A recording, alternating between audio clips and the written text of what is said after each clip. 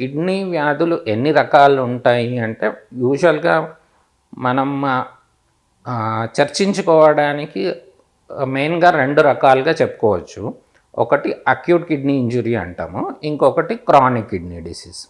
బేసికల్గా ఈ రెండిట్లలో తేడా ఏంటి అంటే డ్యూరేషన్.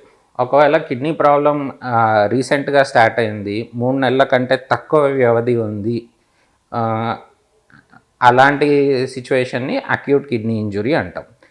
బేసికల్గా ఇక్కడ ఏంటి అంటే కిడ్నీ రికవరీకి కావాల్సిన గోల్డెన్ పీరియడ్లో ఇంకా పేషెంట్ ఉన్నారు. సో మనం కరెక్ట్గా కిడ్నీ ప్రాబ్లం దేనివల్ల వచ్చింది అని ఐడెంటిఫై చేసి ఆ కారణాన్ని ట్రీట్ చేయగలిగితే కిడ్నీ మళ్ళీ రికవర్ అయ్యే అవకాశం ఉంటుంది.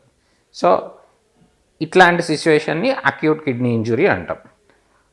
నెక్స్ట్ క్రానిక్ కిడ్నీ డిసీజ్ అంటే ఎప్పుడైతే కిడ్నీ ప్రాబ్లం 3 నెలల కంటే ఎక్కువ వ్యవధి నుంచి ఉంది అంటే అప్పుడు దాన్ని క్రానిక్ కిడ్నీ డిసీజ్ అంటాం అన్నమాట. దీంట్లో ఏంటి అంటే ఆ రికవరీకి కావాల్సిన గోల్డెన్ పీరియడ్ అనేది దాటేసాం.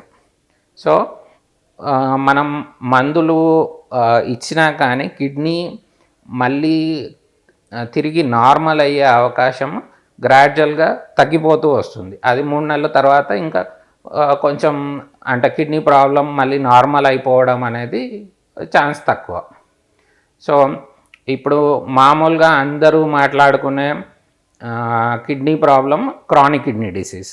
అక్యూట్ కిడ్నీ ఇంజురీ అనేది యూజువల్గా ఎప్పుడన్నా బాగా సివియర్ ఇల్నెస్ అంటే ఎవరికైనా హార్ట్ అటాక్ వచ్చింది, సడన్గా బీపీ పడిపోయింది, లేదంటే ఏదైనా సివియర్ ఇన్ఫెక్షన్ వచ్చింది, ఇట్లాంటి సిచ్యువేషన్స్లో అక్యూట్ కిడ్నీ ఇంజురీ వస్తుంది. దీన్ని యూజువల్గా మనం అండర్లయింగ్ కాజ్ ఏదైతే ఉందో దాన్ని కరెక్ట్గా ఆన్ టైం ట్రీట్ చేస్తే అది రికవర్ అయిపోతుంది. కానీ ఎప్పుడైతే పర్సిస్టెంట్గా 3 నెలల కంటే ఎక్కువ ఉంది అంటే అప్పుడు అది ఇంకా మందులతోని పూర్తిగా నయం చేయలేము. ఇంకా వాళ్ళు యూజువల్గా లైఫ్ లాంగ్ మెడిసిన్స్ వాడాల్సి వస్తుంది.